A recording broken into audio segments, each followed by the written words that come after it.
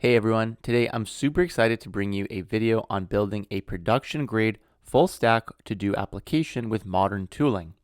We'll be using Turborepo for monorepo management and code sharing, PNPM for blazing fast dependency install. For our UI, we're going to use Next.js, app directory approach, the latest approach to build Next.js UIs, and we'll use NestJS for our backend. To tie this all together, we're going to use tRPC to actually communicate from our Next.js UI to the Nest.js backend, and we're going to leverage Turborepo code sharing to have a single source of truth for all of our types inside of our application and be able to have a fully type-safe end-to-end application with very little code. Whether you're building side projects or planning your next SaaS app, this setup will future-proof your full stack workflow, perfect for full stack developers who are ready to ship faster with fewer bugs. Let's go ahead and jump in, and I'll see you there. Now, before we go ahead and jump in, I want to let you know that the full version of this project is available on my site for members. I'll leave a link below where you can check it out. The full version of the lecture is a 3-hour-long mini project where, in addition to building this Next.js UI, we also build a React Native mobile application and utilize iOS and Android emulators to run our application on mobile as well as in our Next.js UI. So we'll reuse our same tRPC code between both of these clients. So if you want to get access to the full version of the lecture, I'll leave a link below where you can check it out. Now, in addition to getting access to this full 3-hour-long mini project, you get access to the entire exclusive developer member lecture library, which includes hundreds of hours of exclusive developer content, as well as all of the full courses that I've released up to this point. You'll get access to all of these with this membership. So thanks so much for your support. Let's go ahead and jump right in, and I'll see you there. So to start off, we're going to initialize our Turborepo. So in the directory that you want to create the project in, go ahead and use your package manager of choice to initialize Turborepo. I'm going to use PNPM, which is the fastest, best package manager in my opinion for modern full stack development. We'll use PNPM DLX create turbo at latest to create a new Turborepo, and you can call it whatever you'd like. I'm going to call mine Turbo Full Stack and select the PNPM package manager.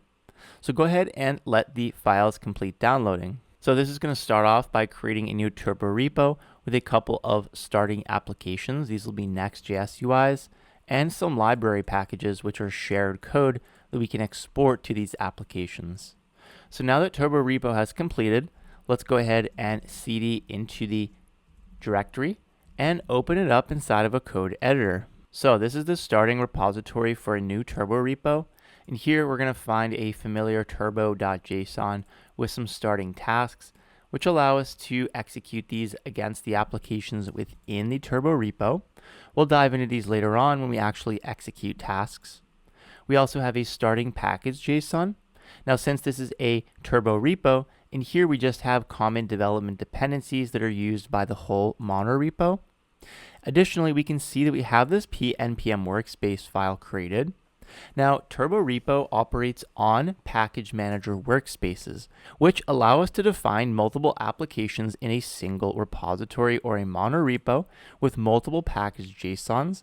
And because we're describing this packages array here for where to look for our applications with a package JSON, whenever we run a PNPM install at the root, it'll automatically look for all of our applications and install any dependencies from the package JSONs inside that it finds based off of the paths we've defined here in this packages array. So this is really how Turborepo works under the hood to link together all of our apps. It's by using the native PNPM workspace functionality, and Yarn and NPM have their own as well. We also have the package manager define, which will enforce that when we run commands on the repo, that it uses the package manager define to ensure we have a consistent experience for all development. Now in this case, I'm going to use the latest version of PNPM at the time of this recording, which is 10.11.0. Simply look up PNPM on the NPM directory if you want to see the latest version at the time. So here it's 10.11.0. So I'll go ahead and use this. Now that we have 10.11.0, we need to make sure we have PNPM available on our system. So if you don't have it available yet, you can use npm to install it globally with sudo npm install -g pnpm at And here you can use the version you'd like. Again, I'm going to use 10.11.0. So go ahead and execute this. And then you should be able to run pnpm -- version and see the version here is as expected. And you can also run pnpm install at the root of the repo. Now, an important thing we need to add to our project is inside of this .npm-rc that has automatically been generated, we need to set a configuration setting for pnpm to utilize. And this is going to be equal to node linker equal to hoisted.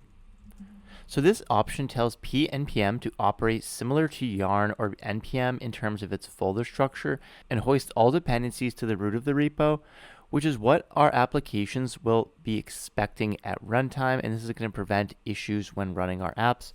So let's set the node linker to hoisted and make sure we then install our dependencies with this option configured. Now you can see when we do run this, we are using the correct version here, so that's great. And we can see that it actually detected all 6 workspace projects inside of the monorepo. And again, this is because we defined this workspace.yaml with the packages here. The pnpm package resolution is telling us that it found 6 different package JSONs inside of the project. And that makes sense because we have one for each of the default packages generated here, which are shared code. And we have 2 more from apps and 1 at the root, so that's 6 in total.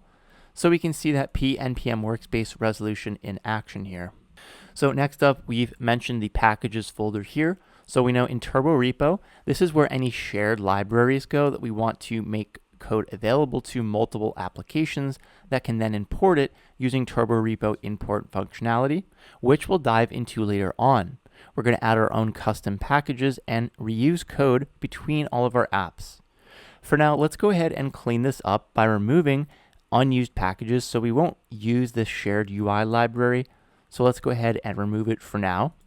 We can keep these ESLint and TypeScript configs here because we'll keep them inside of apps. So inside of apps, this is where we actually put individual applications themselves. By default, when we started off, we have these 2 Next.js UIs that get generated, a docs and web. Let's go ahead and remove docs since we don't need 2 of these. We'll just have this single apps web Next.js app. So inside of here, we'll find a starting Next.js application, which is using the app directory for app file-based routing here.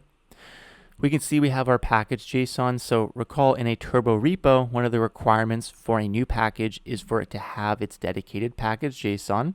And that's what we have here, a separate package JSON that we know, thanks to the pnpm workspace, will get picked up when we run pnpm install.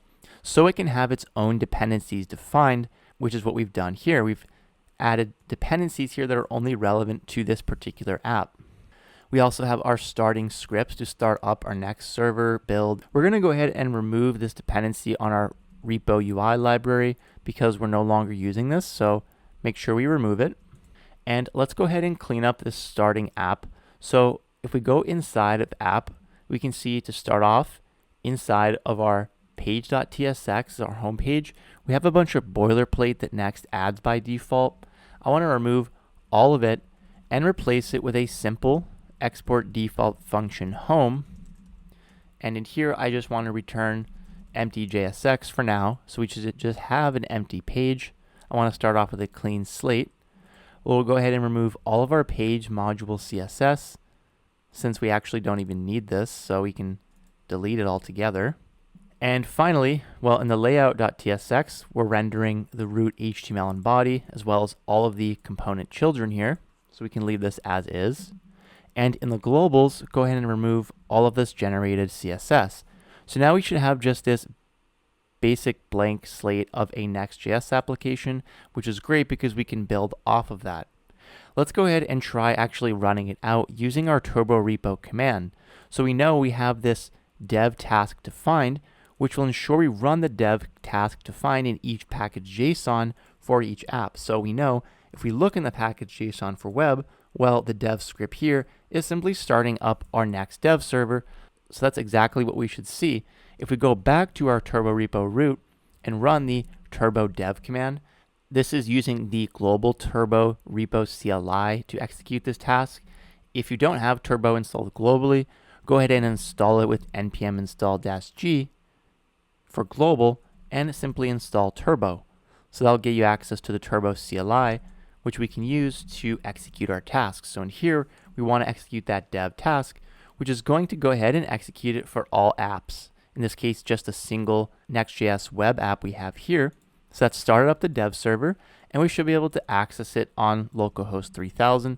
So go ahead and open up your browser and navigate there. I've gone ahead and done this, and you can see we now have this empty blank page. So this is great. We have a starting Turborepo with a single Next.js app in here running successfully. Let's go ahead and add on to this Turborepo by generating a NestJS backend and a React Native application using Expo. Let's go ahead and do this next.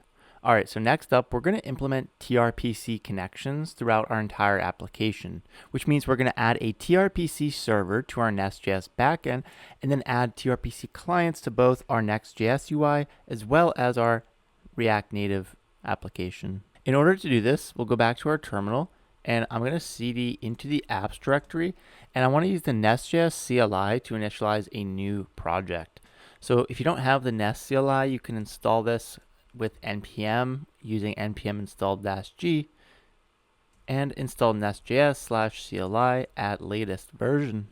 With the Nest.js CLI installed, you can use it to generate a new project with nest new. I'll go ahead and call this backend because it'll be the backend application inside of our monorepo, and I'll choose the PNPM package manager. So go ahead and let it complete installing these dependencies. All right, so our backend application has been generated. We can cd now into backend folder, and let's go ahead and clean up a couple of things. Firstly, we want to go ahead and remove the node modules directory from inside this Nest.js backend because we want PNPM workspaces to handle the dependencies that were added. So we'll go ahead and remove node modules, and then we'll also go ahead and make sure we remove a .git folder, which gets added by Nest by default, and we know we have our Git directory managed in the root of our monorepo already. So with this in place, we can head back to our application inside of our code editor, and now inside of apps, we can see the new backend directory, which inside contains the Nest.js starting application. Now by default, Nest.js will generate a starting package JSON for us with the name of backend, which is excellent because we know all Turborepo applications need their own dedicated package JSON. So this contains all of the dependencies required to run our Nest.js backend, as well as some starting scripts to actually start the application. In our case, we want to make a modification here. Because we are in a Turborepo and we're standardizing all of our tasks, we want to align our development server with the dev turbo task that we've used for our other apps. So let's simply change the start dev command here that Nest.js creates and call it simply dev, which we see here actually starts up the Nest.js development server to compile our backend and watch for any changes. Now, another change we need to make is make sure we go into our web package JSON and update our port here to actually be listening on port 3001 so it doesn't conflict with our Nest.js server. Because if we go ahead and look a bit further here inside of our Nest.js server source directory, in the main TS, this is where we bootstrap our application. We can see we actually have a Nest server that we're creating, called using Nest Factory, and then we bind HTTP traffic on this Nest server using app.listen, and here we can see that's going to use port 3000 by default, and so we don't want to conflict with Next.js UI. So let's also go ahead and make sure we rerun PNPM install from the application workspace. So if you are using PNPM, make sure you go ahead and run approve builds now and select all using the A key and hit enter and select yes to go ahead and add these post install scripts to our PNPM workspace and ensure our code is working properly. So now we should have the latest dependencies installed. And just a note here, we can run PNPM install from anywhere within the workspace. Even though I'm currently inside of a single application, PNPM knows to look at the root and find our workspace configuration and install dependencies from all 5 of our workspace projects. So now we have the latest dependencies. Let's go ahead and dive a bit deeper back into our Nest server. So we saw earlier the main.ts file, which is bootstrapping the server on port 3000. We also have our app module, where we're declaring the default app controller to instantiate HTTP traffic and a single app service as a provider so that we can take advantage of the Nest dependency injection. If we look inside of that app controller, we're decorating it with @controller, so NestJS picks up this HTTP controller, and inside we have a single get route we're exposing as get hello, and here we're simply using the app service that we injected and returning that get hello string, which in this case is a simple stub string hello world. So now at this point we should be able to actually run our Nest server and verify it's working properly. So back at the root, we'll go ahead and invoke the turbo dev command again. However, now since we have a new application with a separate package JSON, which we updated to use the dev command name, this is now invoking dev with inside the Nest server, and we can see both the Next.js server is up and running, as well as our Nest backend, which is excellent. Lastly, we can also go to localhost 3000, where we're running our Nest backend, and see that hello world stub string returned back as a response. So that means our server is up and running and listening for traffic on port 3000. Next up, let's go ahead and add tRPC so that we can actually communicate between our Next.js UI and this Nest.js backend using a completely type-safe end-to-end solution with the help of our Turborepo shared packages.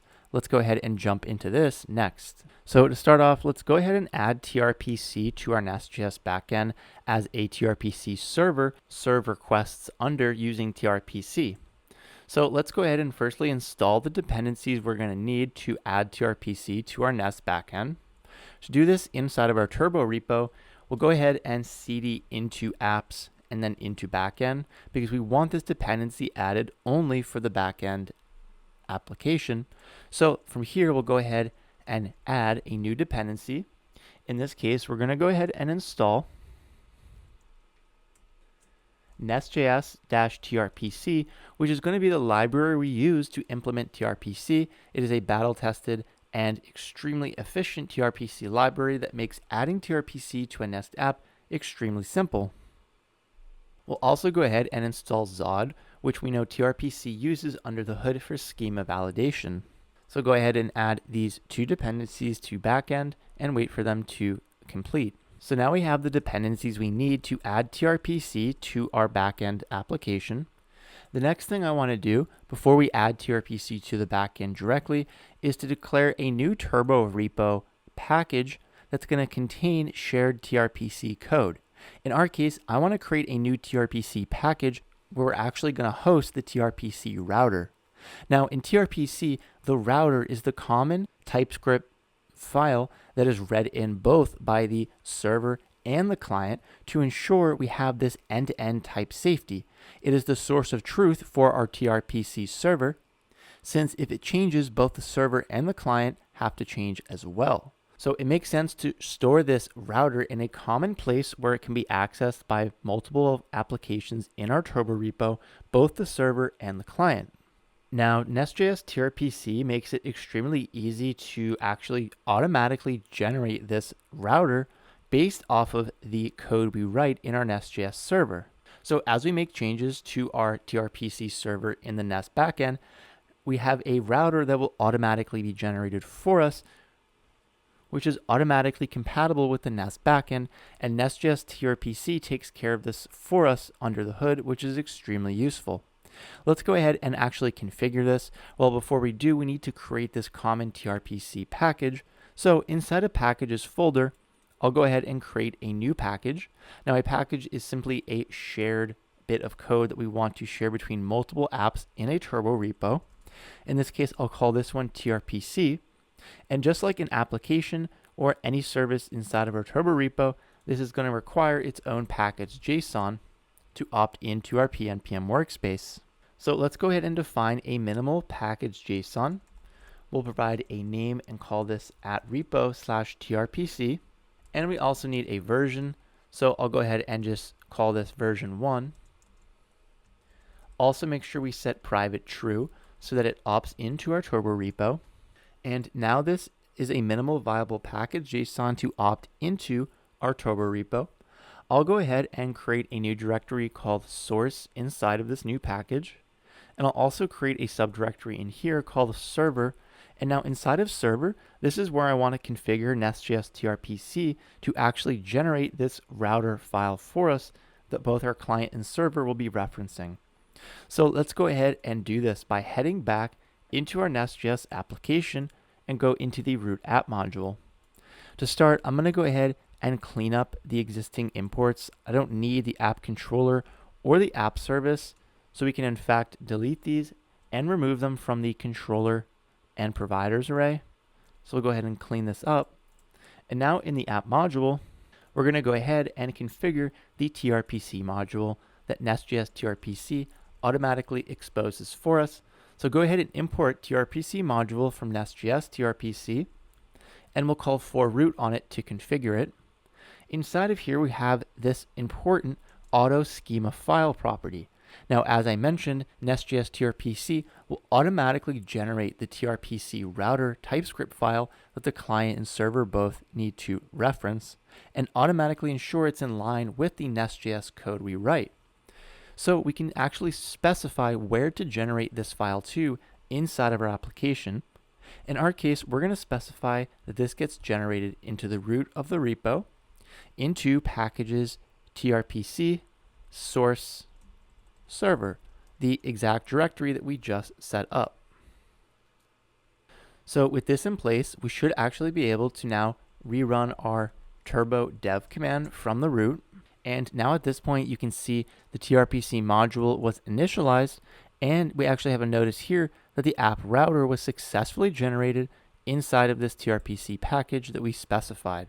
So if we go ahead and now take a look at the tRPC package, we can see it now has this new server.ts file, and this was in fact generated from NestJS tRPC and will automatically get updated whenever we add new routers or change the schemas inside of our NestJS backend, which ensures this router always stays in line with our actual server code and supplies this end-to-end type safety, which is really great.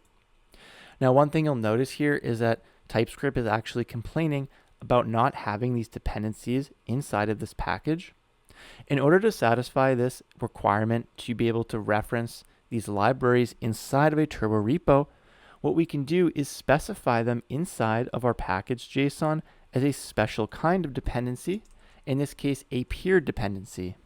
Now, in this case, peer dependencies won't actually be installed, but in fact require that they do be installed by the consuming package when they're actually used. So in this case, it'll make sure that the libraries used here in the server.ts file, tRPC server and Zod, are actually available when we run our code. And to do this, we can specify them here in peer dependencies. So let's go ahead and add the Zod dependency, as well as tRPC/server, which is used as well. So I'll use the latest versions at the time of this recording. And now if we head back into the terminal and rerun PNPM install and install our dependencies, and now we no longer see these warnings inside of server.ts because we've told TypeScript compiler that these dependencies will be available at runtime thanks to defining the peer dependencies here. So now we've set up the tRPC server and this auto schema file generation inside of our common library, which can be utilized by any of our clients to have this end-to-end type safety thanks to tRPC. Let's go ahead and actually add some tRPC routers and implement some basic CRUD functionality to be able to return data from our tRPC server. Let's go ahead and jump in next. All right, so let's go ahead and get started by developing our tRPC server now that we've set up our shared library in the tRPC module from NestJS tRPC. So I'll go ahead and relaunch our turbo dev command at the root to start up our development server for the backend as well as the Next.js UI. And then we can head back to our application in VS Code. And what I want to do is generate a new module to host our code. And in our case, we're going to be building this sample to-do application. So what I'll do is I'll open up a new terminal and cd into apps backend. And here I want to use the Nest CLI to generate this new to-dos module. So we can run nest generate module to-dos inside of backend to have this automatically create this new directory with the to-dos module inside of it. So this is automatically wired the NestJS module decorator and added it to our root app module so that the application knows about it. From here, I also want to go ahead and generate a service for to-dos where we'll put all of our business logic. So make sure we run nest generate service to-dos and include the no spec flag because we don't need a unit test for this. So this has gone ahead and generated this empty injectable to-do service that we can then inject into other providers. And we also have the to-dos module that's added to the providers array so that we can use it and inject it. Now at this point, we're going to go ahead and generate the schema for our to-do that is going to be returned from our tRPC server. Now tRPC is strongly typed, and in our case, we're going to use the Zod schema validator library to build our tRPC schemas that will supply to our tRPC routers and will ensure we have this end-to-end type safety. So in to-dos, let's go ahead and create a new to-dos.schema file where we'll go ahead and outline the shape of this to-do, what it looks like as it's returned from our server. And again, we're going to use Zod to do this. So we'll go ahead and export const to-do schema. This will be set equal to z, so import z from Zod. And from here, we're going ahead and define that it's an object. So we use the .object function and pass in an object where we now define the properties that make up this to-do. In our case, we're going to have these properties. So I'll add an ID property. And then we use Zod again, so z dot, and then mark the type that this property will be. In our case, this will be a string, so we use z dot string. So we'll go ahead and complete this for the remaining properties on a given to-do. I'll add a name here that's going to be a string as well. Each to-do will also have a description for completion. So we'll go ahead and add a string description. I'll have a completed Boolean to track whether or not the to-do is completed. So we'll use z.boolean here. Now Zod offers functions for all JavaScript data types that we can use here to define on our schema. So whatever type we need to model, we can do this using Zod. We'll go ahead and mark this as a Boolean. Next up, I'll have a created at timestamp. Here I'll use z.string to mark this as a string timestamp, so this will be passed as a string to our server. Finally, we'll have a due date as well that we can set for a given to-do. This will be a string as well, and we'll also mark that this is optional. So we have the .optional function to mark it as an optional property. And finally, I want one more property called the priority. So each to-do can have a dedicated priority. And so this is going to be from an enumerated type or an enum. To do this, we can model an enum with Zod by using z.enum and then pass in an array of enum values that make up the enum. So in our case, we're going to have a low, medium, and high possible values for this property. So that's how we do an enum with Zod. And I'll also mark this as optional. So now we have this schema defining the shape of our to-do. The last thing we're going to do is actually export the type of this to-do schema. To do this, we can export type to-do and set it equals to z.infer. So z.infer will take in as a type parameter the actual type of schema we just defined. So if we pass in type of to-do schema, this is now going to be translated into a dedicated type here of to-do that we can then use in our code, making it very useful. So now we have this single schema acting as the source of truth for this entity in our tRPC server, both for the server and all clients that interact with this tRPC server. Let's go ahead and actually wire it in to start utilizing it by creating a router. Now in tRPC, a router is how we actually interact with the tRPC server, and we can create routers with NestJS tRPC that reference this schema and act on it. So let's go ahead and create a new todo.router.ts, and we're going to mark this with the special @router decorator that NestJS tRPC exposes. We're also going to pass in an alias property to it by passing in an object where we can set alias, and I'll call this router to do, and then we'll go ahead and export the class to do router. So by decorating this router with @router from NestJS tRPC, it's automatically going to add this router to our tRPC schema that we're automatically generating to our tRPC library. So both the server and client are made aware of it, and it'll ensure that tRPC requests that go to this router are actually sent to this correct class. So it handles all this for us thanks to this static decorator that we apply and additional decorators we apply, just like any other NestJS controller.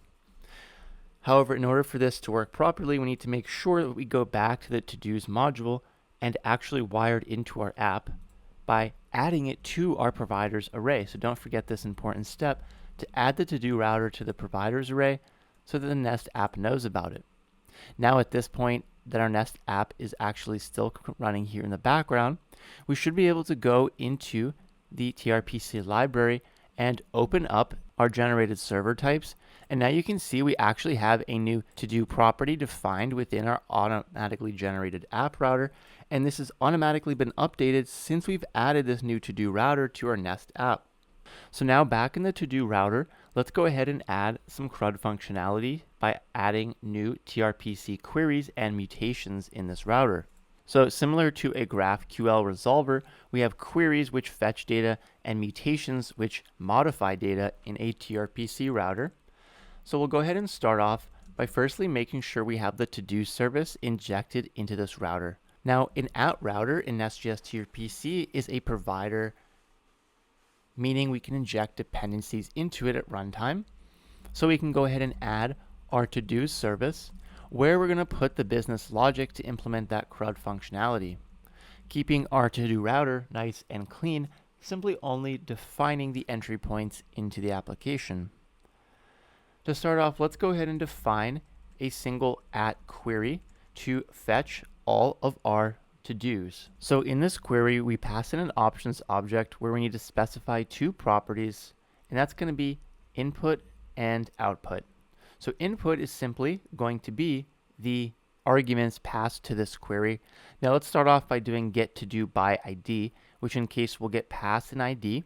So to define this, we need to tell tRPC server that we have this ID being passed in since it's strongly typed.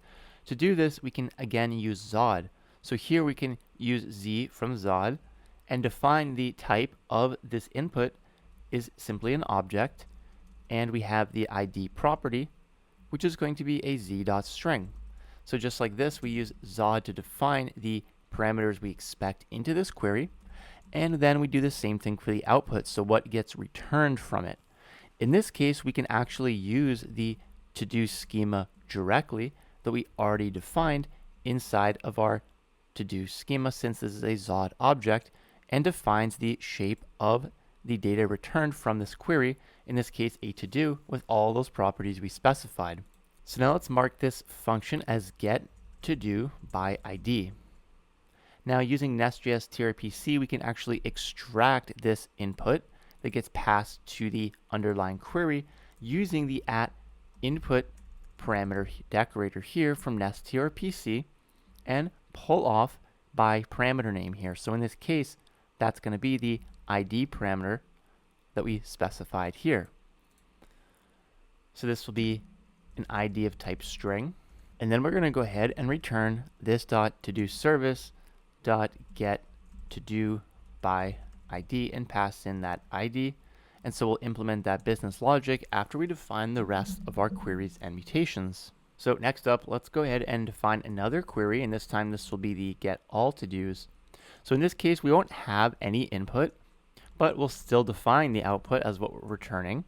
In this case, we're going to have an array return type since we'll have an array of to-dos returned. So we'll use z.array this time and specify as the argument to the array the type of the array. In this case, we can use the to-do schema again to specify we're returning an array of to-dos. Now we'll have the get all to-dos method simply return this .todoservice.getAllToDos. So now we have our queries updated. Let's go ahead and add mutations to actually be able to create, update, and delete our data. So we have a @mutation decorator we can reference now, and just like in the query, we again specify the input. So to start off, let's go ahead and create the create to do mutation. Well, in this case, the input for create to do is going to be a little bit different than the to do schema itself, because in our case, and in a lot of cases, we have some properties that are automatically going to be generated on the server side. So for example, when we want to create a new to do, we only want to pass in these properties. The ID, for example, and created at are going to be generated by the server when the request actually gets sent. We don't need to pass these properties. So in order to do this, we're going to define another schema that represents the create to do schema and define a create to do input. Well, Zodmix is really easy to do with automatic inheritance of its types. So we can actually specify a new create to do schema to represent this type, and we can set it equal to do schema dot omit, which is going to go ahead and allow us to specify an object where the properties that we set to true will be omitted from this new type that it returns to us. So in this case, we have this new create to do schema that is going to go ahead and automatically remove ID and created at and keep all the other properties the same. Now this is really useful because it allows us to define different schemas based off of this source of truth without duplicating a bunch of code. We also have the ability to use .pick to pick specific properties and build schemas and types that way. So now that we have the create to do schema, I also want to define a type for it just like we did for to do so that we can reference the type inside of our service code. So again, we'll use z.infer and now pass in instead the type of create to do schema. And now we have the create to do schema. Let's go back to the router and actually use it. So inside of this mutation, for the input, we can now directly define the input as the create to do schema as we've defined it, which will include all of those properties without the ID and created at, which will generate at server time. Now finally, for the output, I'll also return the new to do, so we can just mark this as the to do schema. And then we'll create the create to do function. We can again use at input here to extract the input. Now, if we don't define a parameter inside as an argument here, by default, it's going to provide us with the entire object. So that's what we want in this case. We want the whole to do data parameter of type create to do input. And now we can pass that into the to do service dot create to do and pass in that new data. So now we have the ability to create. Let's go ahead and add another mutation to update data. So inside of this mutation, we'll now have input. Now in here, we can specify z.object because I want a new type defined. So for an update, we're going to specify two properties on this update object. The first will be the ID, which is the ID of the to-do that we're looking to update. So in this case, it's simply a string. And then the second property will be data, and that's going to be the actual properties we want to update on the given to-do. In this case, we can actually use the create to do schema that we've already defined and then call .partial on it. So any Zod type has this partial function, which actually allows us to specify that all properties inside of this Zod schema automatically become optional. And that's what we want because we want to specify any properties on the create to do schema can be passed as an update. And that's exactly what we'll accomplish here. So we have the input now defined. Let's also go ahead and add the output. So the output is going to be the to do schema once again because we'll return the newly updated to do. And now we'll have the update to do function. And in here, let's go ahead and use at input to go ahead and extract both the ID of type string, and we'll use input again to extract the data property. So again, we can use the named parameters like we're using here, or we can use the global parameter approach here, whichever one you prefer. And this will be of type create to do input. Well, in this case, it's actually going to be partial create to do input. This is the TypeScript equivalent of partial, which makes all of these properties optional, just like the Zod partial. And now finally, we'll return this .todo service .update to do and pass in the ID as well as the updates itself. So finally, let's go ahead and add one more mutation to delete a given to-do. This mutation will take in the input, and that'll be the ID of the to-do we want to delete. So in this case, it'll be a Zod object where we have ID set equal to z dot string.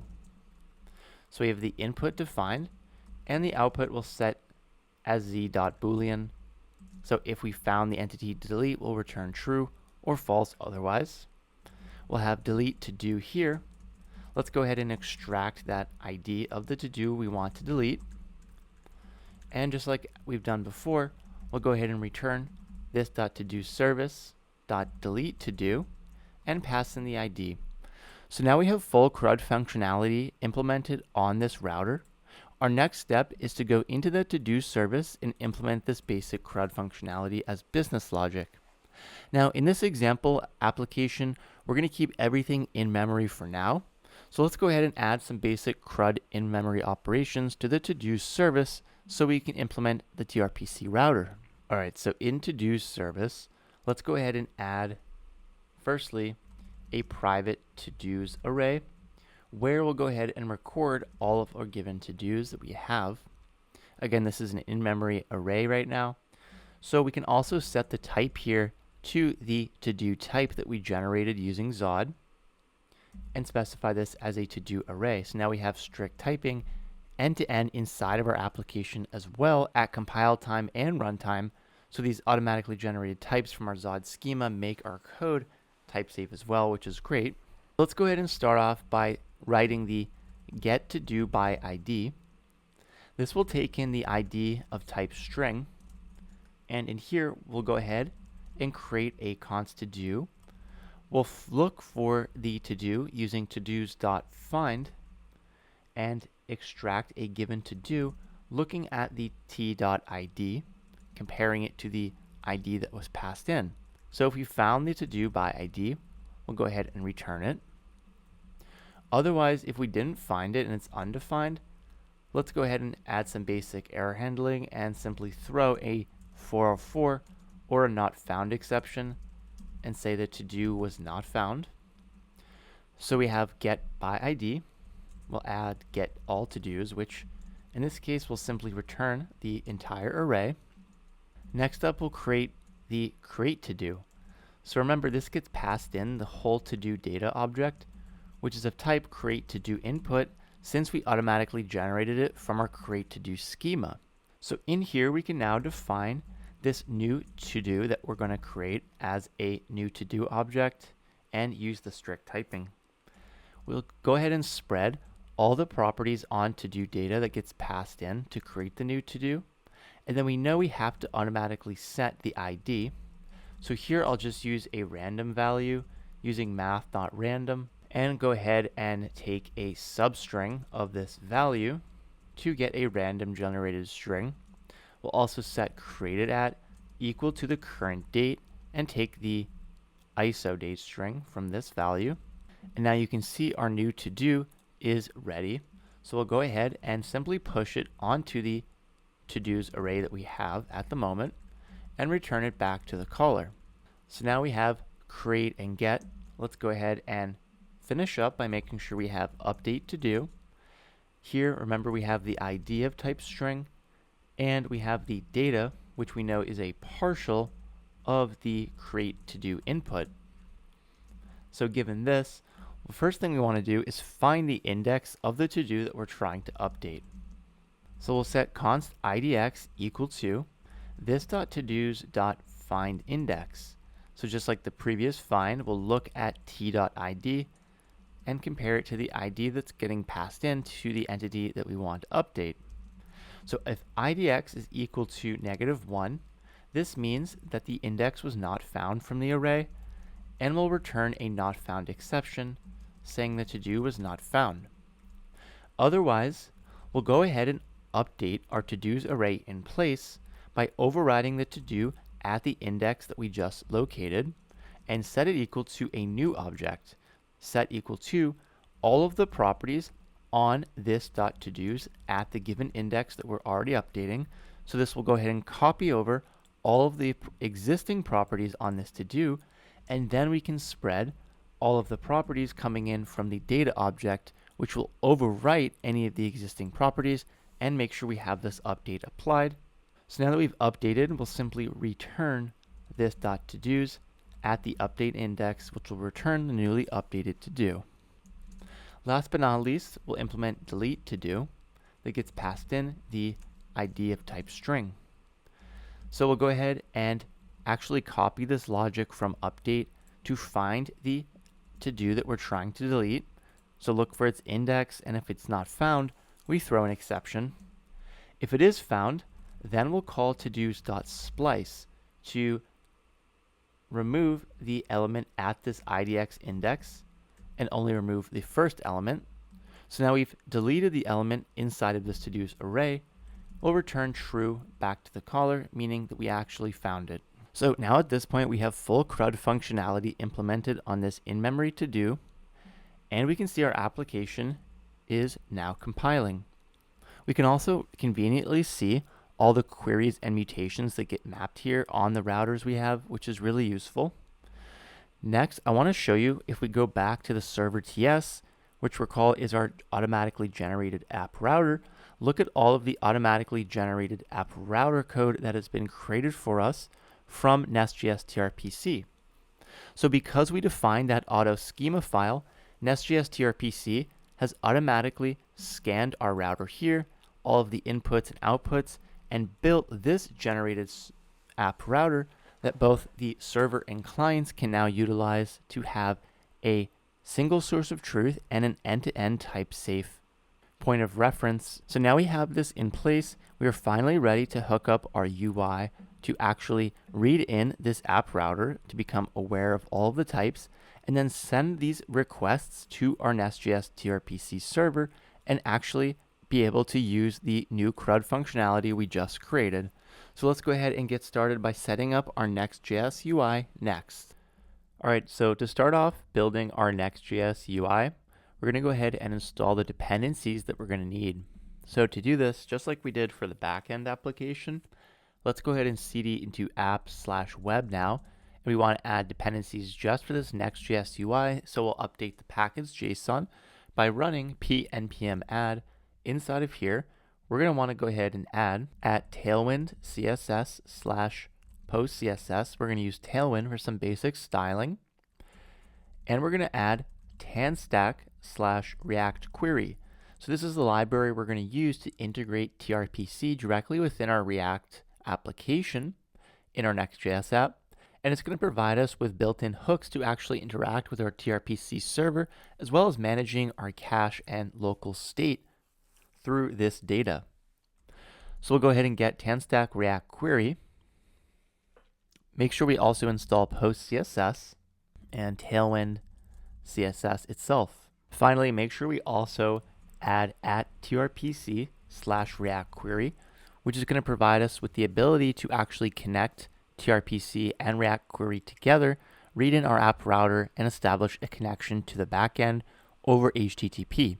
So now that we've added these dependencies, let's go ahead and head back to the web package.json because we want to add one additional dependency, and that's actually going to be the local tRPC package that we created earlier. We're going to have to reference the auto-generated app router coming here from the tRPC library.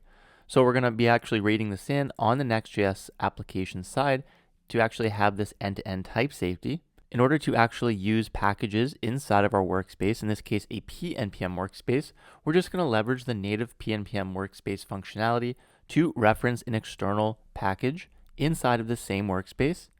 To do this, we simply provide the name of the package. In this case, it's at repo/tRPC. If we go back to our tRPC package.json, this has to align with the name that we specified. So now we're going to target the correct library.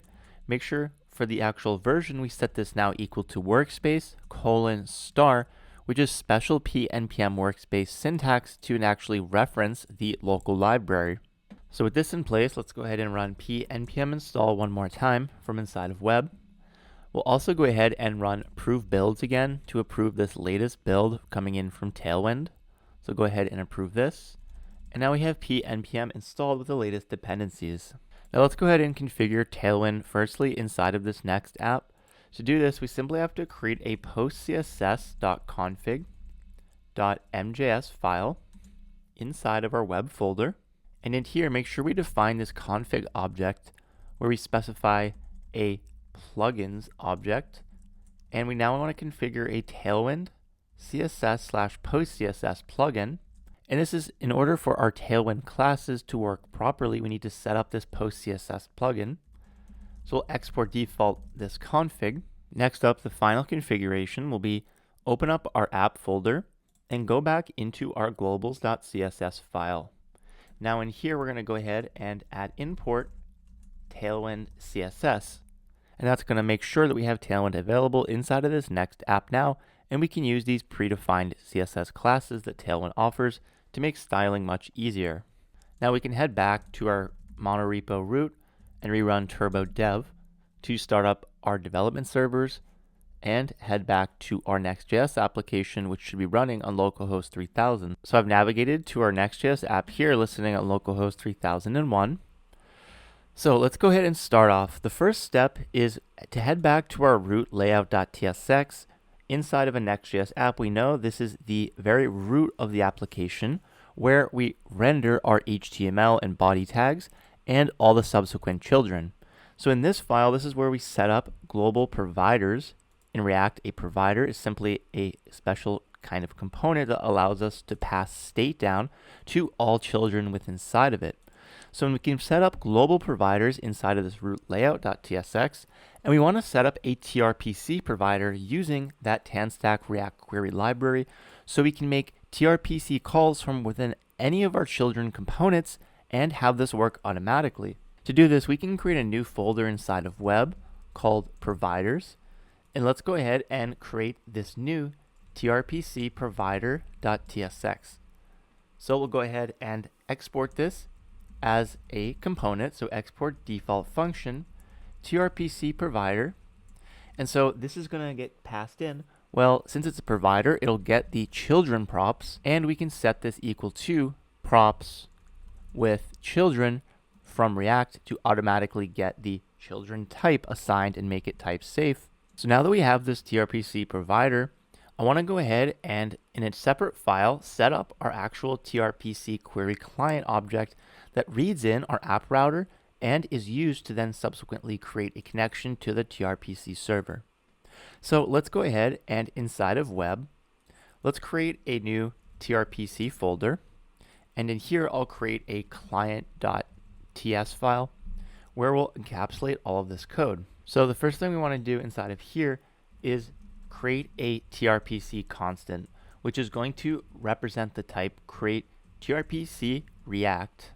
And so go ahead, import create tRPC React from at tRPC/React query. So this is going to represent the actual tRPC connection to our backend and going to use the app router type that we actually have. So this is where all of the type information from our tRPC generated app router will actually be read in. To do that, we now provide a generic and pass in our app router. Now, this app router needs to be imported from our common tRPC package where we know it's hosted. In order to actually export items from a package inside of Turborepo, we need to configure the package JSON for this given library. In here, we're going to go ahead and configure the exports object. So everything inside of exports will allow us to actually export code from inside of the package. So in this case, we'll specify a new export called router and then supply the path to it. In this case, this will be the actual TypeScript code itself, server.ts inside of server. Now we're referencing the TypeScript directly here because this is actually going to be a just-in-time package, meaning that the consumer of this package, in this case the Next.js web app, is going to be the one that actually compiles the TypeScript using our tsconfig and various settings in this app. So we don't actually compile this library directly, and we don't need to point to any dist directories. Now, Turborepo can also contain compiled packages where we can configure our own TypeScript config just for this package and point at compiled JavaScript. However, in our case, we don't need that added complexity, so we'll just export the TypeScript directly. Now that we've done this, and recall, we are referencing the package inside of our package.json using the PNPM workspace syntax, we should now be able to import this router directly. So let's go ahead and try importing app router from at repo/trpc/router. Now we can see this import is actually being recognized and we have access to the full app router type. Now if we see here, the app router type is simply the type of the Zod router that gets auto-generated. So just in the same way that we did this to generate our own types before, this is the global type for the app router, which automatically provides all of the input, output, and procedures from our global router, which makes it completely type safe. So now we can go back to that client and finish out the definition here. So we were passing it the app router, so it gets aware of all the types inside of our tRPC server. The second argument here is any context object. If we have a context object inside of our tRPC server, in our case we don't have one, so we'll set this to any. And then we set this equal to a function call from create tRPC React from at tRPC/React query. So we'll go ahead and call this directly without any options. And also make sure we pass in the same type parameters to create tRPC React. Now to avoid a lint error with the any type, I'll just replace any with the object typed instead. So now we have this tRPC object, which is aware of our app router types, which is great because now we're going to be able to use this on our client side inside of our components and actually know the app router types, the input, output, and procedures that make up that app router. Next up, we're also going to export const query client. So this will be equal to new query client from tanstack/React query. So this query client is the single query client object shared between our entire application where we're going to have our actual local cache data from these queries being stored. We're going to manipulate this cache later on to invalidate the cache whenever we make mutations to our data, for example. Finally, we're going to go ahead and export const tRPC client, and this is going to be tRPC that we just created has a create client function, which we can then call and supply options object. And here we now supply the actual underlying links parameter, and the links is where we configure the connection to our actual tRPC server over HTTP. To do this, we'll supply an array of links to be used for each request. We're going to use the HTTP batch link, which is going to batch our tRPC requests over HTTP and send that to our server. And here we now finally configure the URL where our tRPC server is actually listening.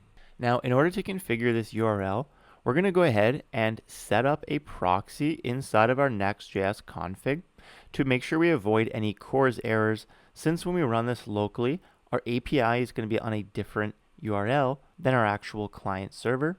So in Next.js, we can avoid this by configuring a proxy for our requests to go through. So to do this, we'll go to the next config and declare a new rewrite property inside of the config. And here we can return a callback function, which will return an array of rewrites for URLs that hit the next server. So here we have a source property that defines the actual source URL to capture traffic on. In our case, I want to capture traffic at /tRPC, and all traffic after that we can use the :path* pattern to capture this traffic and then rewrite it using the destination property. And now here I want to actually use an environment variable to read in the address of our tRPC server. In Next.js, we can read in environment variables by creating a .m file inside of the root. This will automatically be ignored by Git as we want. And we'll set a tRPC URL environment variable. Let's set this to localhost 3000, where we know our NestJS server is running, and by default, the tRPC server is exposed as /tRPC. We'll also go ahead and define a client-side environment variable here that we can use to read in on the client, which will be next public to be able to read it on the client, tRPC URL. In our case, that's simply going to be at /tRPC at the current UI URL, which we know will get intercepted now by this rewrite path here, thanks to this /tRPC source here. So now we're capturing this tRPC traffic, and we can send it to the actual Nest backend by supplying a template literal and use process.env.tRPC URL, and make sure we also include /:path* to provide everything after this tRPC URL. So now we have this proxy set up. Back in our client, we can finally configure it fully by supplying the URL here. And now this is going to be set equal to process.env.nextPublic tRPC URL. Make sure we also supply the bang operator to make this always defined. And now this is going to actually supply the /tRPC endpoint at the current UI URL. And we know that'll get picked up by our proxy and actually sent to the underlying NestJS server. And because this rewrite happens on the server side, we'll avoid any CORS errors. So with the client object now in place, we can go back and finish our tRPC provider. So now inside of this provider, let's go ahead and return JSX expression. We're going to go ahead and return tRPC, and we'll actually import the tRPC type from at repo/tRPC. And this is the tRPC type that we've just created. So we'll go ahead and import this from the root at tRPC folder and import it from the client. So this tRPC object we created actually has a provider on it directly to be able to provide this client object globally to our entire React component tree. So we'll use this provider where we need to specify a couple of props on it. So the first is the actual underlying client. We can go ahead and again import this from the client file that we just created. So import that tRPC client, and let's use it inside of the client parameter. So now the provider actually has the client it's going to use to make the underlying HTTP requests to our tRPC server. We also need to provide the underlying query client where the cache for our queries will actually be stored so that we have this globally and can manipulate it from any of our components. So now we have the provider correctly configured. Last thing we need to do is also provide it to the query client provider. So this query client provider is from Tanstack React Query, and Tanstack React Query is going to provide us with a set of really useful hooks that we can use to actually interact with this tRPC client object directly from within inside of the component itself. So in here, we'll just simply provide it with, again, the client object, which in this case is the query client that we just created. And finally, we'll go ahead and render our children. So now with this provider in place, we're ready to actually use it. So we can go to our layout.tsx back for the next application. Before we render the children, we'll now provide the tRPC provider that we just set up and render this children inside of it. So that's going to be all of the other components, giving them access to the tRPC client object and the tRPC client cache. One more thing we want to do is make sure we specify that this provider is used on the client for Next.js rendering, because we have a provider and that's local state on the client side. So now at this point, we can go back to our browser and see our application is still responding, which is good. But now let's go ahead and see how we can actually use this tRPC client from within inside of a component. So let's go ahead and simply go back to our root page.tsx, our home component, and let's see an example of how we can actually pull data from our server using the client object. So to do this, we'll go ahead and destructure a data property from a new hook. So this hook is going to be pulled off of directly the tRPC client object. which is aware of our app router. So we'll actually have the underlying to-do type here from our app router available on it. And now with inside of here, we can actually see all of the procedures that we made available inside of our tRPC router. So all of this information about the procedures is already available, which is super useful. So let's say we want to get all to-dos back from the server.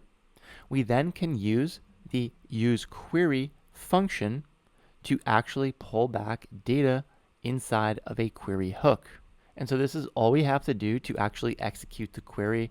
We can go ahead and log out this data and log it out. And make sure, of course, we also mark this as a client component since we're using this local query object, which is a client-side data fetching mechanism.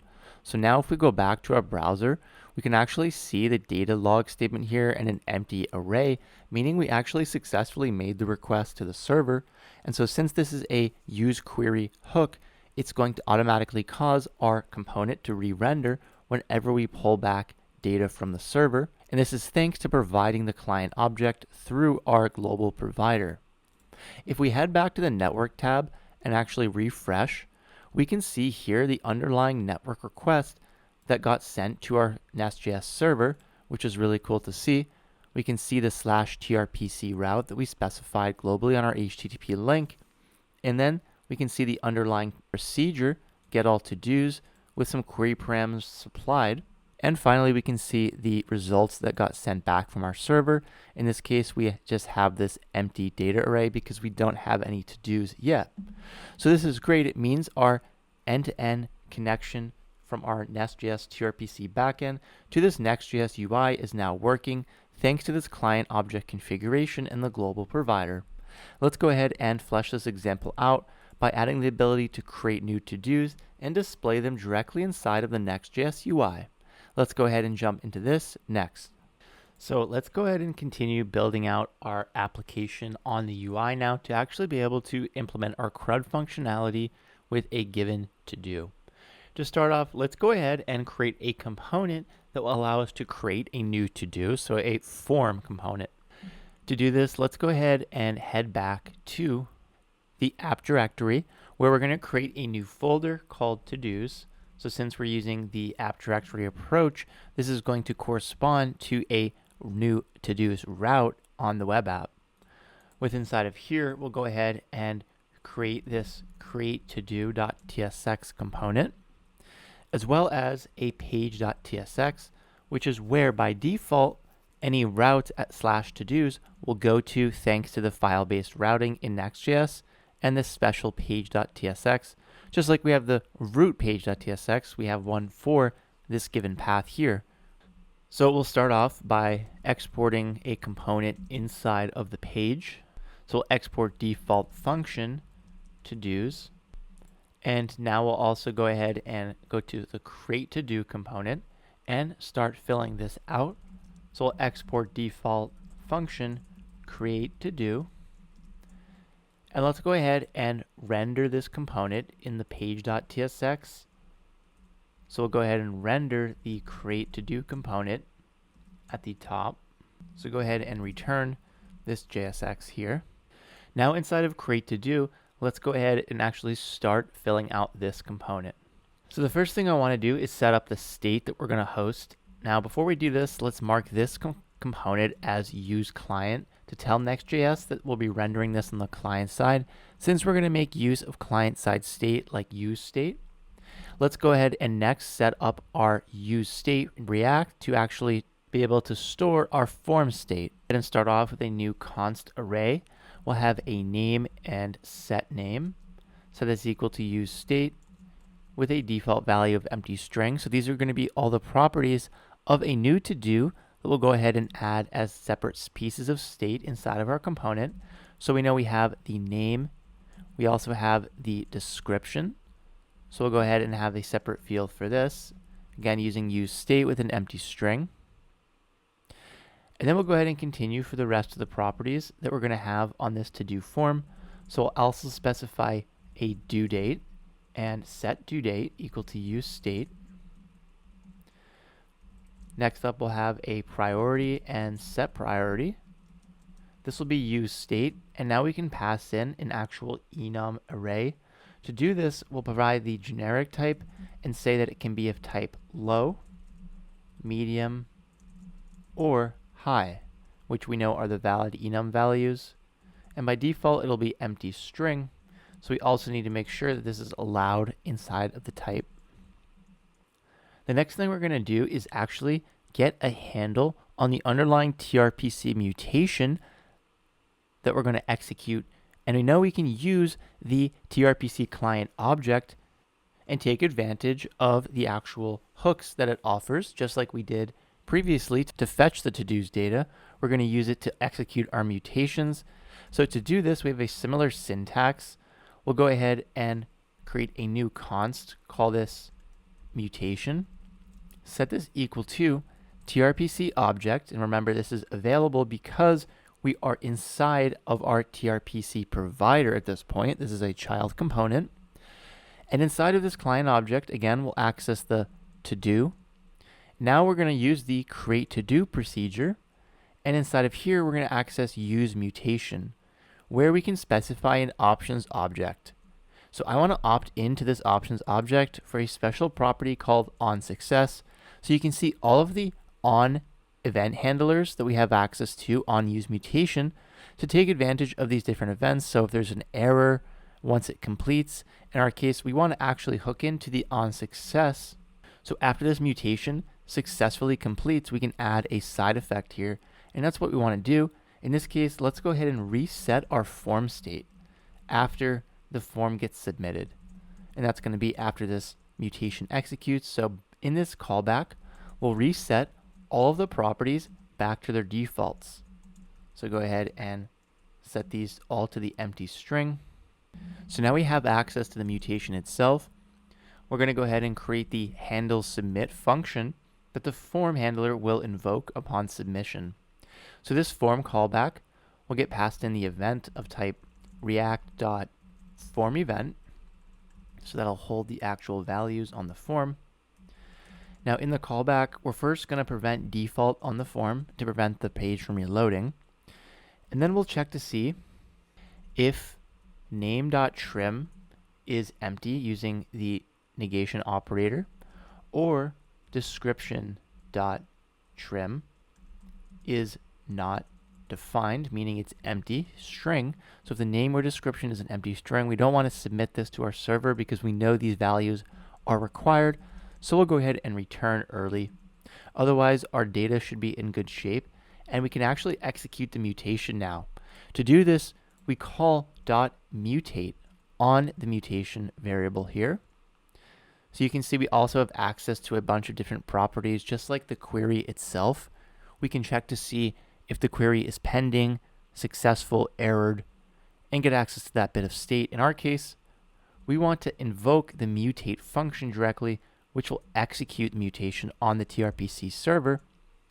And we can see here by default, it's already complaining that we aren't supplying the parameters to this mutation that our tRPC server expects. And this is great because it means that our end-to-end type safety is working. So our tRPC server is telling us that we need to actually provide these parameters, and this is exactly what we want, this end-to-end type safety, to prevent bugs from sneaking into our code. So let's provide these parameters, and we can see we have the autocomplete IntelliSense here because we know the types of this procedure thanks to our common app router. So we'll go ahead and supply the rest of the parameters, the name, description. Now you notice here we actually have a typo on description parameter. Right now we're missing the I in description. So let's go ahead and head back to our to-do schema. Make sure we correct the spelling, and we should have that schema automatically update. So as soon as I make this update, back in the component, since our NestJS server recompiled in the background, I'm running turbo dev. Well, now this has automatically been corrected. Our schema got updated. So you can see this schema update in real time on the UI, really showing the power of this end-to-end type safety. So we have name, description completed. Let's add due date as well. And finally, priority. We'll pass the given priority or set it equal to undefined if it's not set. So now we finally have our form submission logic complete. We're ready to start rendering out this form. To do this, let's go ahead and return a JSX expression with the form at the top. Here I'll provide the onSubmit handler now and pass in our handle submit function. So this will automatically invoke whenever a button of type submit is invoked inside of this form, which we'll add later on. We'll also give it a class name and use our Tailwind styling to add predefined classes and give this form a great look. We'll add some vertical spacing with space Y4, max width medium, set MX auto to center it, give it padding 6, background white, rounded large, and shadow medium to give it a rounded effect with a shadow. So now we have the given form. Let's start off with creating an H2 tag. And here I'll give it a class name of text2XL. And again, these are all predefined Tailwind classes. Font semi-bold and text gray 800. Add a margin bottom of 2. Inside of this H2 we'll now have the create a to-do title. So with this in place, we should now actually be able to see back in our application if we navigate now to /todos, because this is where our new directory lives inside of the app router. If we go here, we can see we have the create a to-do widget now forming, which is great. So we'll correct this text here, and this is looking just as we'd expect. So now inside of the form, let's go ahead and add our first input. This will be of type text, and we'll set the value to name. So this will accept the name of the new to-do we're trying to create. We'll then hook into the onChange listener for the input. So here we'll get passed in the underlying event, and we'll call setName. Pass in the e.target.value on the event to get the newly updated name from the input. So that'll update the name value in our state. We'll then go ahead and add a placeholder, set this equal to to-do name. And finally, we'll add a class name to add some predefined styles. So I'll give this a width of full border. We'll add a border here and border gray 300. Add a focus border blue 300 or 500 to make it stand out even more. We'll also add a focus style of ring blue 500. Give it a px3 for some padding, py2 for some vertical padding. Set it to rounded and outline none. So now we can add these styles in for this given input. And again, you can feel free to style the form in any way you'd like. This provides us with a basic input here where we can provide the new to-do name, and this is excellent.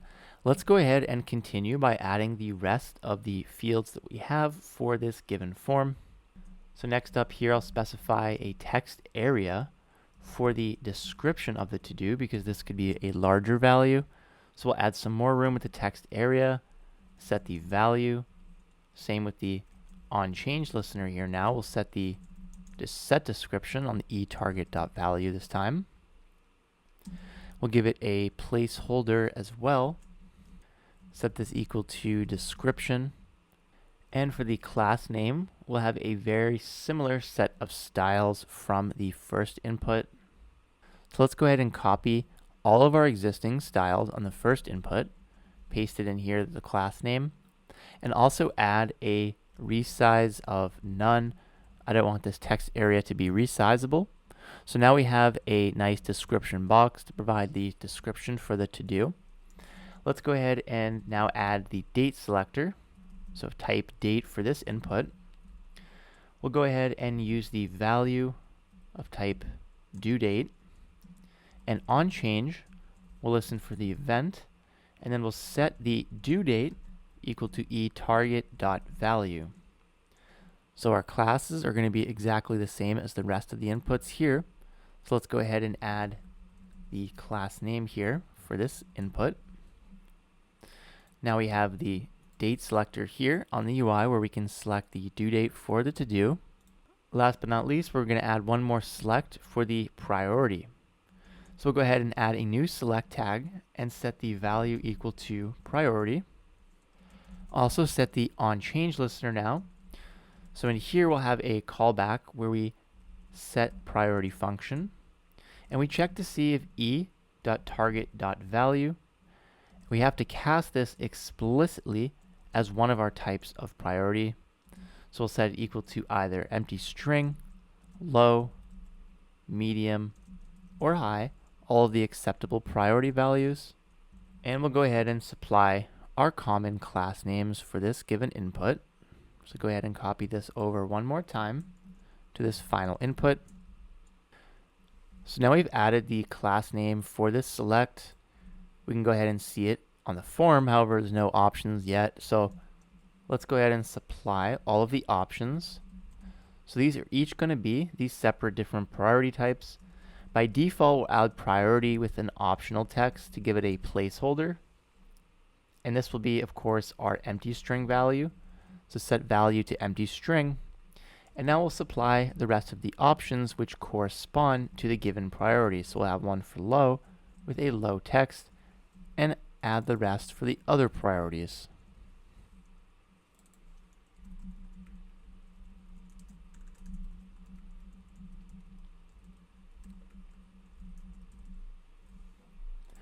So now we have all of the options for priority. We can see the default here and all the other ones that we can select between, which is great. So now the last thing we need to do is actually add the button to submit our form. To do this, we'll add a new button inside of form. And by setting the type to submit on here, this will automatically invoke the onSubmit handler that we configured for this form, which we know is submitting the actual tRPC mutation. Let's go ahead and set disabled equal to. Now we can hook into the mutation.isLoading parameter. So we have all of these different parameters on mutation. Because it is a React hook at the end of the day, these will update and cause the component to re-render if they change. So we can listen, for example, is pending. If the mutation is loading, this will be true, and the button will be disabled, meaning we can't duplicate requests, which is really useful. Last but not least, let's add some styling to the button. So I'll give it a background of blue and a hover background of blue 700, slightly darker. Text white. Give it some padding as well, and some additional styling just to make it stand out.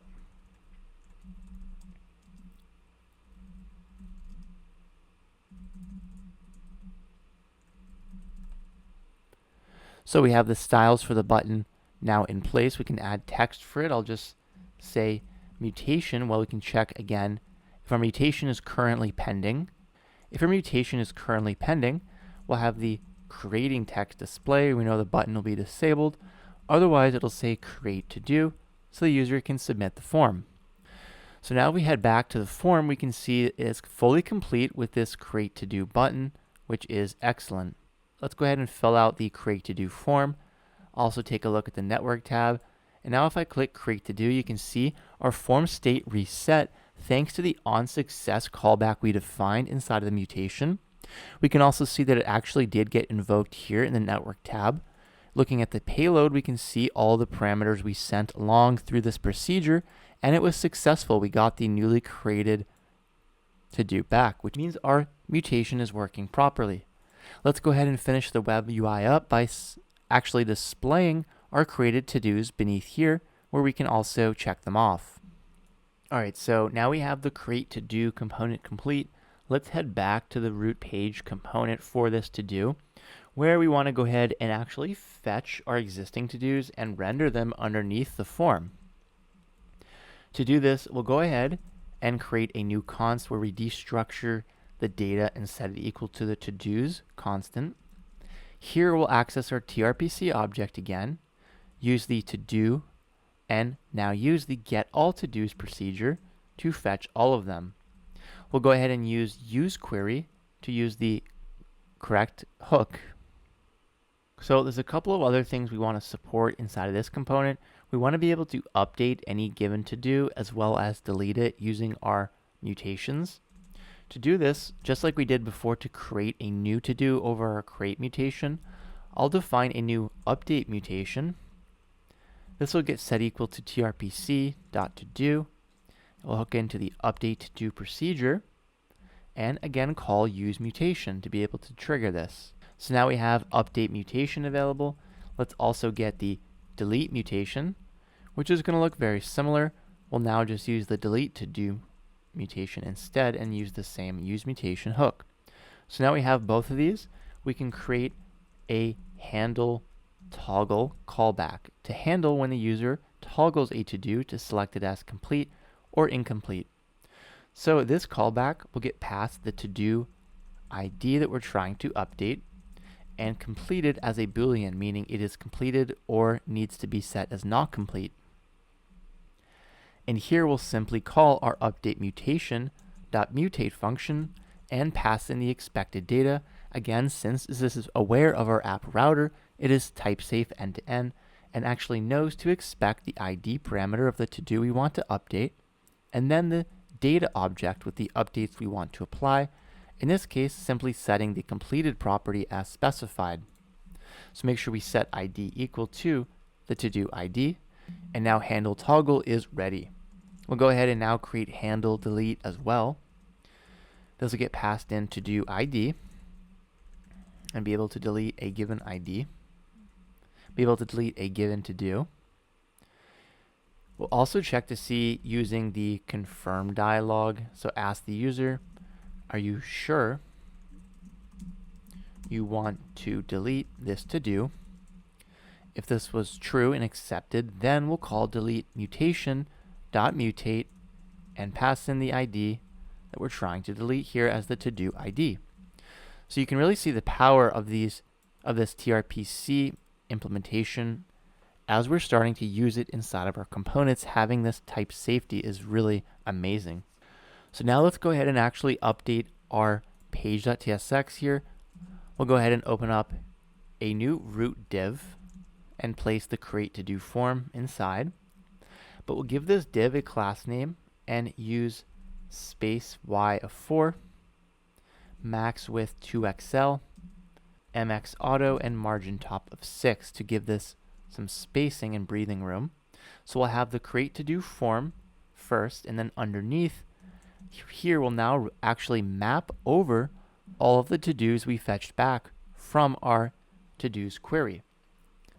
So we'll go ahead and check to see if to-dos is defined. We'll call map to map over each to-do, pull off the parameter inside of here. So for a given to-do, we'll then return a JSX expression for each one. So firstly, we need to make sure we set a key on this div. So this will be the to-do, and look at this, we already have the properties predefined on the to-do, of course, because this is coming from our type safe query with the type information. So this is another great benefit. We don't need to define these separate types on the client side and have all these duplicated interfaces that always become out of date. No, instead we have that single source of truth and have all these properties available at the get-go, which is so useful. So I want to pull off the ID property on this to-do, and inside of here we'll then give it also a class name. So each to-do will have a border, rounded, padding 4, background white. We'll give it a shadow of small and add flex styling. So flex to give it flexbox styling, justify items between with justify between, and item start to align items at the start. So now with inside of each of these to do, we have the to do div. We'll add another div as well. Inside of here, we'll set the class name to flex, item start, and space x3. Inside of this div, we're going to have an input. So this input is going to represent the checkbox to determine if the to-do is complete. So we'll set the type to checkbox. We'll then set checked, so whether or not it's enabled or not, equal to to-do.completed for this given to-do. And then we also need to set the onChange handler. So whenever this gets toggled, we simply call the handle toggle function we already defined, pass in the given to-do ID that we're updating, and then pass in to-do.completed. Now for this to work, we also need to make sure that we're setting completed equal to the opposite of what gets passed into handle toggle. So make sure we do that here with the bang operator to invert it. And so now we should be setting the opposite value on completed with this checkbox. So in addition to the checkbox, we'll also add a new div element.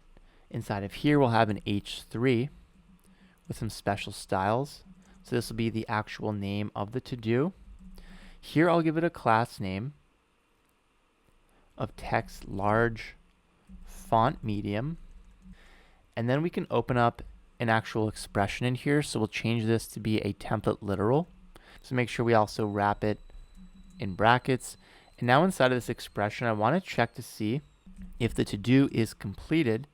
Then I want to apply the styling of line through, which is a custom Tailwind style to have a strike through effect. And I'll give it text gray of 400. Otherwise, if the to-do is still active, we'll just apply text gray 900 to make it stand out. Also, don't forget to add some styles to the checkbox itself. So on this input here, we'll have a class name of margin top 1, height 4, width 4, text blue 600.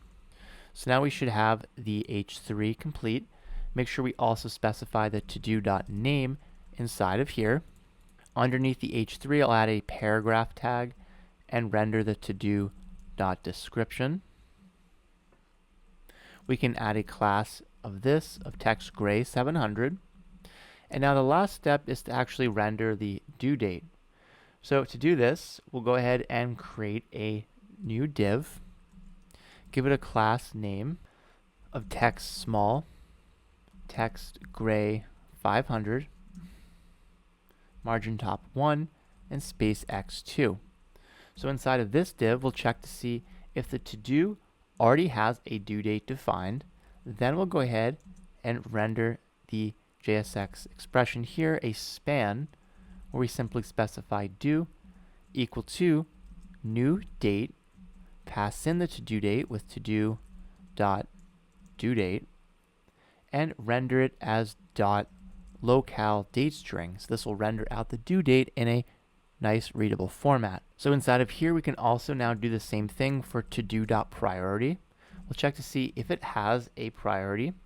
Then we'll go ahead and render another span where we have priority, colon, give this a space. And now let's render out to-do.priority.char at 0. The first character I want to call to uppercase it, and then add the rest of it. So we'll add to-do.priority.splice at 1, and this will give us the fully formatted priority with a capitalization. So the last thing we're going to go ahead and add is outside of the div where we're actually rendering this div here, the flex item start space x3.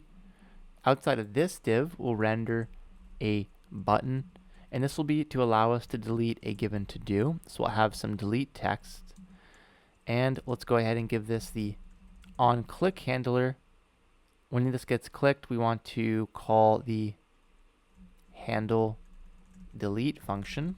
So we'll call handle delete and pass in the current to-do.id, and give this a class name of text red 500 to make it stand out, and hover effect text red 700, text small. So now we have our JSX complete for the rendering of all the to-dos. Let's go ahead and complete this by making sure we also render use client at the top, since we're using client-side interactivity. And now if we head back to our page, we can see underneath our form, we are now rendering the to-do. So this is great. Now I can go ahead and try checking this box here. Well, if I do this, you can see that the to-do request to update actually did get initiated here, and it was successful. We can see completed true got sent, and this response was successful. However, we don't see it on the UI, and this is because our local query cache hasn't actually been invalidated. To do this, we need to actually tell our TanStack React Query cache to refetch the to-dos after we make an update. So let's go ahead and do this next by invalidating our cache. All right, so to invalidate our query cache upon a mutation, we're going to use utils. So we'll go ahead and create a new const utils, and we pull this directly off of the tRPC object. We have this use utils hook that we can call here, and this gets us back the current utilities object for the given query cache inside of our provider or our current context, and allows us to mutate the cache at any point from anywhere inside of our component tree. So let's do exactly that. To do this, we can again pass in an options object to our use mutation, and in here we're simply going to supply that same onSuccess handler. So after we successfully update a to-do, we want to go ahead and use the utils object. On here we have the same properties that correspond to our routes. So we have the given to-do we can access, and then we have all the procedures that we can access. So we have the global invalidate function, which would invalidate all of our cache for all of the procedures, or we can do it more selectively by actually choosing the procedures cache that we want to invalidate. Here, get all to-dos is the query we know is fetching all of the data on our UI, and this is the actual query we want to invalidate. So to do this, we simply call invalidate, which will go ahead and do just that. Let's go ahead and copy this same callback and supply it to delete mutation as well. So we also update our cache when we delete, and this will cause get all to-dos query to be re-executed, and we'll fetch the latest to-dos from the server. Lastly, make sure we go back into create to-do, and after we create a new to-do, we want to go ahead and refetch the latest ones in the onSuccess callback here, just like we did previously. Well, to do this, we can again access the utils object. So let's use utils, and now in the onSuccess callback at the end here, we'll simply invalidate the get all to-dos cache and cause it to refetch using the same procedure. We'll call utils.to-do.getAllToDos.invalidate, and that'll refetch the latest ones to get the new one that we just added to the server. So with this cache invalidation in place, we should now be able to go back to the UI. We can see the completed to-do styling here looking as intended. Now we can uncheck it, and we can see the effects have been applied on the UI, because after we make this update, check the network tab, we're actually refetching the latest to-dos from the server because we invalidated the cache. So this is excellent. It means we'll always have the latest changes up to date.